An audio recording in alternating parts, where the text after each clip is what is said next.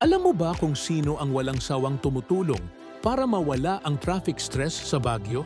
Kilala bilang Mr. Trapico, si Ted Tan ay isang bihasang civil engineer, isa siya sa mga unang traffic engineers ng bansa, sinanay sa UP NCTS at sa ilalim ng mga eksperto mula sa Japan at Australia. Natukoy at nabigyan niya ng solusyon ang bottleneck sa Session Rotonda.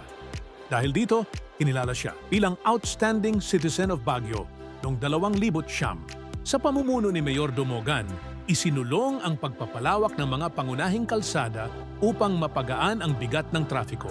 Itinatag nila ang Anti-Road Obstruction Group upang alisin ang mga iligal na sagabahal sa daan. Nagtatag din siya ng mga taxi stand at loading zone. Pinangunahan niya ang Local Public Transport Route Plan para sa modernisasyon ng mga jeepney.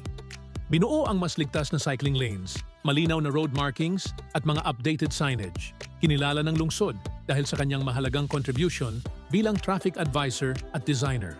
Maraming pang proyekto ang naisakatuparan, ngunit ilan sa may pinakamalaking epekto ay ang Magsaysay, Flyover Two-Way Conversion, Magsaysay Road, Median Redesign, Leonard Wood Bottleneck Solution.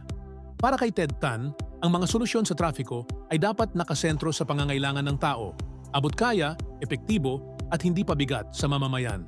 Kasama si Ted Tan, sama-sama nating gawing mas maayos ang trapiko sa Baguio.